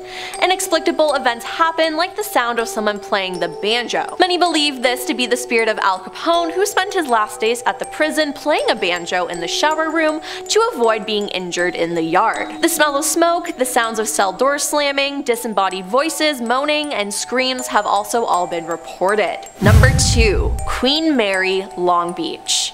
Queen Mary is a retired British ocean liner that sailed from 1936 to 1967. She sailed to the port of Long Beach, California, where she is permanently docked.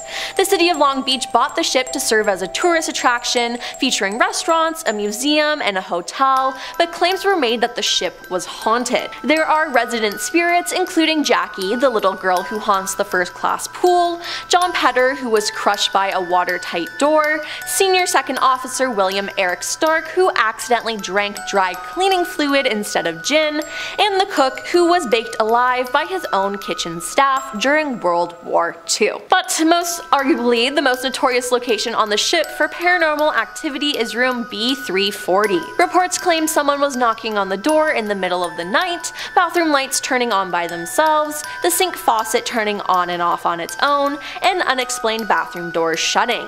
Some guests have reported the covers of their bed being pulled off while asleep and waking to see a dark figure standing at the foot of the bed. There are even more stories about this place, but I don't have enough time to fit them all in. If you're really interested in Queen Mary, I say do some homework on it because it definitely gets creepier. And coming in at number 1 is the Cecil Hotel, Los Angeles. The Cecil Hotel opened in 1925 as a well-furnished hostelry frequented by respectable people, but that didn't last long. As downtown became more and more dangerous, the Cecil became a place where bad people stayed, like the Night Stalker aka Richard Ramirez and Austrian killer Jack Unterweger spent time there. The Black Dahlia was rumored to have had her last drink at the hotel bar before she turned up dead a few miles away. In 1962, Pauline Otten jumped from the 9th floor window, ending her life. That same year, Julia Moore jumped from an 8th floor window, and Helen Green from the 7th floor in 1954. The Cecil Hotel may have rebranded itself recently as the Stay on Main, but it just can't shake its reputation as a place where scary things happen. In 2013, the body of Canadian tourist Elisa Lam was found in the hotel's rooftop cistern. Her body was discovered by a hotel maintenance worker investigating complaints of flooding and low water pressure. And yes, people had been showering in and drinking that water. Ugh. And last but not least, the ghost of a boy has reportedly been photographed outside a 4th floor window. Spooky. And we're starting off with West Castleton. I have always wanted to go to a ghost town. I think it would be like really eerie, fun at the same time, and the town of West Castleton on Lake Bomoseen has long been abandoned. What once used to be a busy, bustling industrial town has been empty since the 1930s, and there are many who claim that the area is teeming with ghostly apparitions. There is one tale about two men who once took their boat out to visit a tavern in town but were never seen from again. The only remnants of the men was their empty rowboat found floating alone in Lake Bomoseen following day. Some say that on some nights when the moon is full, to have seen an empty, semi-translucent rowboat silently making its way across the water towards the abandoned town on the other side of the lake. If you're liking the channel, guys, don't forget to comment and subscribe. It really helps us out more than you probably know. Alright. On to number 9. At number 9 we have Montpelier Cemetery, more specifically the Black Agnes statue, sitting atop the grave of John Hubbard, a notorious crook in the late 1800s who swindled his way into gaining his aunt's inheritance, which was meant to go to the city. He received his aunt's estate to the frustration of the city leaders, but died of liver cancer just a few years later. This statue is pretty famous for being one of the most haunted items in the state of Vermont. And just looking at it doesn't really surprise me much. I don't really believe in curses myself. I've never been cursed, at least that I know of, and I've never successfully cursed anyone else, though I have tried on a number of occasions. But looking at a statue like this, I could see why people would feel a little uneasy around it, especially upon learning that the statue is meant to be the personification of death itself, the Greek god Thanatos. It is said that if you sit on the statue's lap, you'll be met with misfortune, and if you dare sit upon it on a full moon at midnight, you will die within a week. Next on the list we have the Brattleboro Retreat Tower. This beautiful Gothic tower sits on the grounds of Brattleboro Retreat, which is a mental health facility that still operates today but was originally built as an asylum in 1834. This particular tower was constructed between 1887 and 1894 by patients of the asylum, with doctors believing they would benefit from physical labor, and the tower still remains, now standing abandoned. That tower has a bit of a dark history though. There were said to be multiple cases of patients having taken their lives from the top of the tower, and in the 1920s and 30s there were multiple shootings surrounding the tower that finally led to its entrance being boarded up in 1938. Those who visit the structure today claim to feel an eerie presence, even reporting having seen ghostly apparitions plummeting from the top. If I ever find myself in the area, I'd love to check it out. Aside from the ghost stuff, it'd just be really cool to hang out by this Gothic tower in the middle of a forest. Next up at number 7, Jeannette Island. Located somewhere in the East Siberian Sea, this mysterious tiny island measures just 1.2 miles in length, and according to the powers that be, we are not supposed to know about it. First discovered in the late 19th century during the Jeannette expedition, this icy landmass and the ominous Google Maps blob that covers it have been the subject of numerous conspiracies, ranging from the usual alien stuff to it being a top secret government base for secret or evil deals amongst world leaders. Now, one thing we do know about this place is that there have been some issues over the years about who the island legally belonged to, with the US and Russia often butting heads over ownership. This has, of course, lended its hand to the evil political military base narrative, but for all we know, the truth could be even more terrifying. Coming in at number 6, former Sansi UFO houses. When construction on these peculiar houses began in 1978, they were marketed to be vacation resorts for US military officers coming from their East Asian postings. But as you might have noticed, they have an extremely futuristic look to them, hence why they got the nickname UFO houses. However, the bubbly pod-like architecture wasn't the only strange thing about these houses. A mere 2 years after construction began, the project was abandoned and never finished due to several car accidents and a number of construction workers who took their own lives on the job. This, of course, caused a huge loss on the investment, and they were forced to end the project. The plan from there was to tear down all the buildings despite a major public pushback, and eventually in 2010 all the UFO houses were demolished. But of course, this still didn't answer the mystery on everyone's mind. What was behind all this tragedy, and why were they so hell-bent on destroying the buildings? Well, there are a few theories. Some believe that the site was the formal burial ground for Dutch soldiers and that the workers had been cursed during construction, while another theory claims that the tragedies were due to the bisecting of the Chinese dragon sculpture located near the resort gates. And of course, the shape of the buildings drew in conspiracy theorists who claim aliens were the reason for death and that they could have threatened the company to tear it down. So considering the buildings no longer exist, they could have very well been something they tried to keep from us. Coming in at number 5, Vaz Island. Way back in the 1920s, the Red Army began searching for a discreet place to build a military complex for inventing, producing, and testing biological weapons. They wanted something small and far away from the Soviet borders so as not to draw attention. And eventually by 1948, such a place was found. Almost immediately, a top-secret Soviet lab began testing agents such as smallpox, anthrax, and plague, among others. However, what they didn't see coming was that the island, once split between Uzbekistan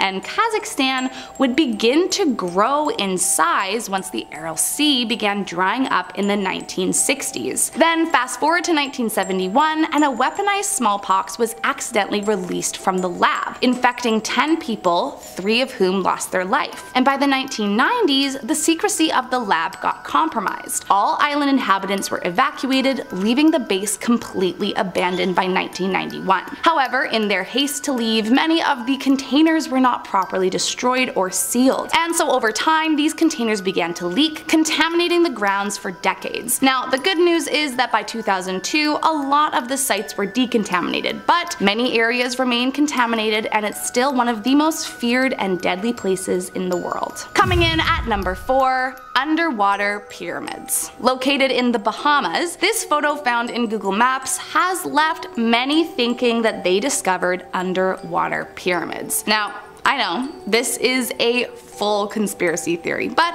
I mean, what else do you expect to find when Google Maps has blurred out seemingly normal places across the globe? The main conspiracy surrounding these alleged underwater pyramids is that they are living proof of the long-lost city of Atlantis, or at the very least, proof of some ancient Aztec civilization. But of course, there are others out there who claim these underwater pyramids all have to do with aliens. The mysterious structure is estimated to measure between 3.5 to 11 miles across, based on the photos, although no one knows for sure as you can't get to the structure to see for yourself. If it is in fact a pyramid, and the size that many believe it to be, it would be the biggest pyramid ever built. But seeing as though no one can visit them, it might be a long while before we know if these pyramids prove any kind of extraterrestrial involvement on Earth. Coming in at number 3, Amchitka Island. Once home to the Aleut people for over 2,500 years, Amchitka Island has had no permanent population since 1832. In 1836, when the United States purchased Alaska,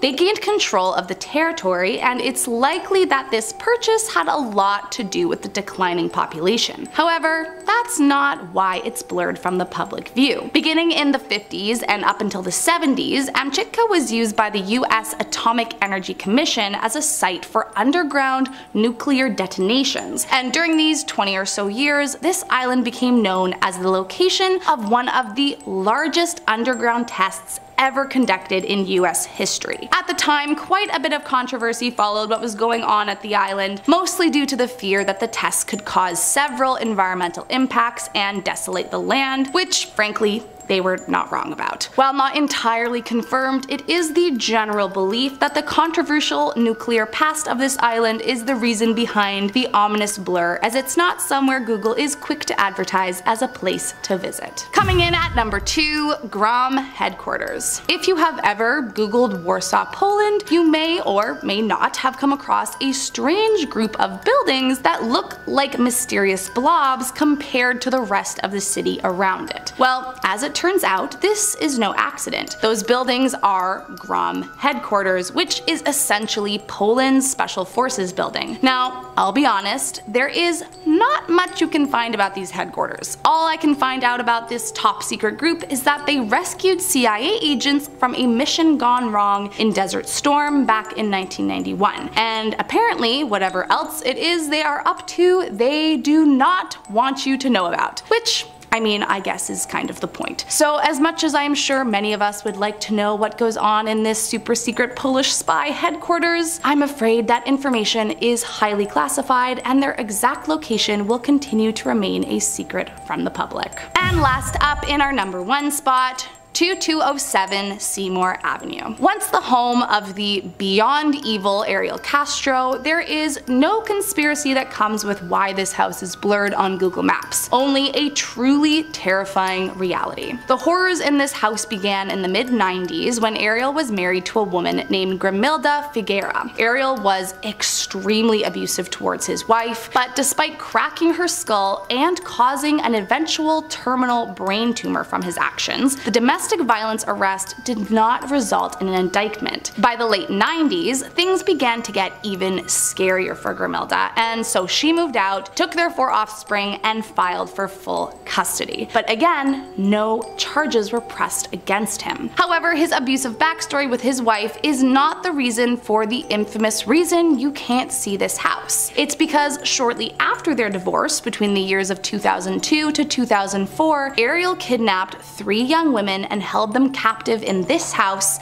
until 2013. His victims, Amanda Berry, Michelle Knight, and Gina DeJesus, were starved, beaten, and endured unspeakable psychological and physical acts at this monster's hands, until finally in 2013 when Amanda noticed a door was left unlocked and saw a neighbor walking down the street. Amanda screamed for help and the neighbor ran to the house, broke through the door, allowing Amanda to make a valiant escape with her 6-year-old daughter. She promptly called 911 and authorities arrived in minutes, saving the other 2 victims. The case made international headlines and Ariel Castro was rightfully sentenced to life in prison plus 1,000 years without possibility of parole. As part of the plea bargain, the house was actually demolished, but still the story was so evil that it remains blurred on Google Maps forever. #10. Sealbach Hilton. It said at the Sealbach Hilton, if you take an elevator, a mysterious woman may greet you. According to the Historic Hotels of America website, in 1987, a chef working in the hotel saw a woman with dark hair wearing a long blue dress walk into an elevator with the doors still closed. Moments later, a housekeeper on another floor saw the same woman get into the elevator with closed doors. Now, who is this woman? Well, they think they have a theory. A 1936 newspaper report said a woman learned of her husband's death in an automobile accident as she waited for him at the hotel. So upset by the news, she jumped to her death in the number 3 elevator. She was also reported to have been seen wearing a long blue chiffon dress. So is this the mystery lady? I think so. #9. Geauga Lake Amusement Park. What once was the world's largest theme park is now an overgrown land of decaying roller coasters, empty concession stands, and abandoned ticket booths. In 1925, the Big Dipper roller coaster was built and it was an absolute hit. At the time, it was the largest coaster ever built, but soon tragedy struck. In 1942, the park was hit by a tornado, 6 people were injured, and the park experienced a lot of structural damages that cost around $1,000.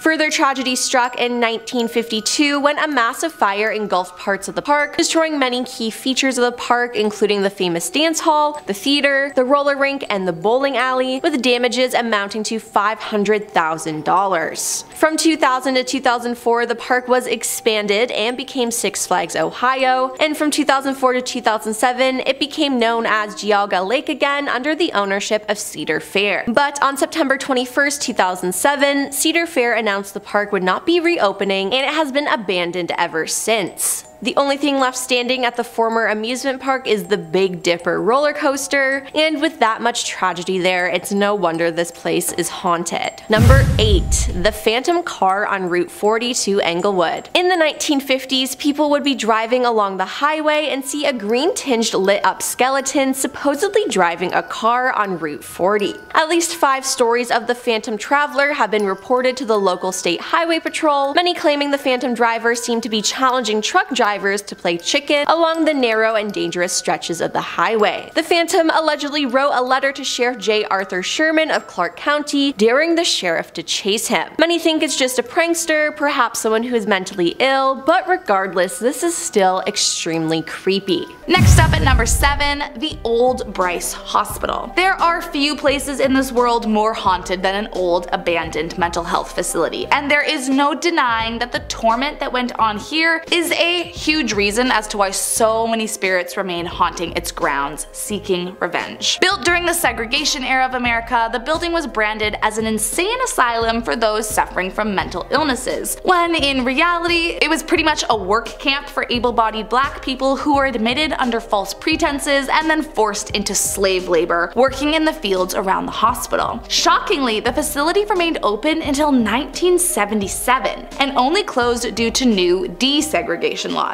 It comes as no surprise that after years of abuse and inhumane living conditions suffered by the so-called patients, that people claim to have had strange experiences while visiting. Those who've dared to visit the abandoned hospital claim the souls are angry, and that as soon as you walk in, you can feel the air shift. Many report hearing strange noises, and some even claim to have seen shadowy figures lurking around every corner. Next up at number 6 is St. James Hotel. For whatever reason, hotels tend to be a pretty big hotspot for paranormal encounters, and the St. James Hotel is definitely a part of that phenomenon. Back in the day it was built, it was the first hotel operated by a black congressman, and despite having many years of success, it hit hard times in the late 1800s and was eventually forced to close its doors to the public. Fast forward about 100 years to 1997 and the hotel reopened, but this time something was off about the building. Something just wasn't right. During its century-long time as an abandoned building, it became a horrifying hub for lost souls, and I guess they decided to remain, haunting all those that dare stay the night. Visitors claim seeing full-bodied apparitions sitting at the bar or witness lights shutting off out of nowhere. But most creepy of all was a recorded visit when a psychic research team was brought in and they walked the grounds asking if anyone was there, but they never heard a response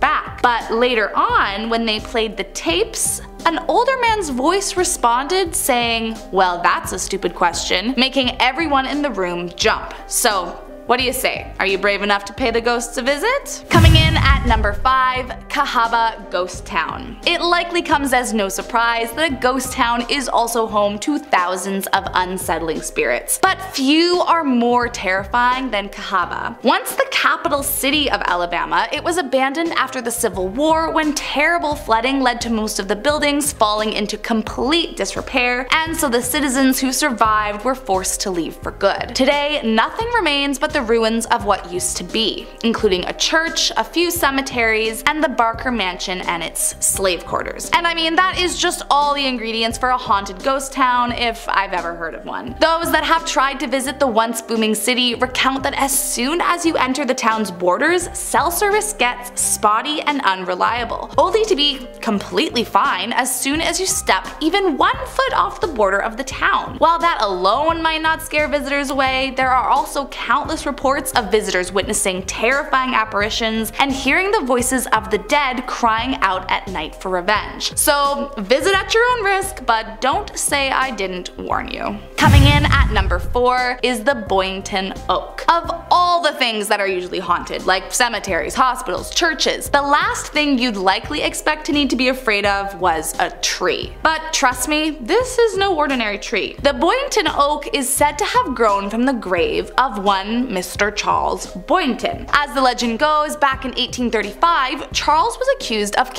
friend Nathaniel Frost. Charles disputed the accusation and never once wavered from his alleged innocence. Still, he was found guilty for the crime and sentenced to execution as payback. But right before he was executed, he declared in front of everyone that a tree would spring forth from his grave as a proof of his innocence, and then they would all see that they had caught the wrong man. And shockingly, this is exactly what happened. Many claim that Charles's spirit haunts the tree above his grave, often freaking out those who come to visit. Even spookier is that some claim to have even seen him sitting under the tree waiting. But just who is he waiting for?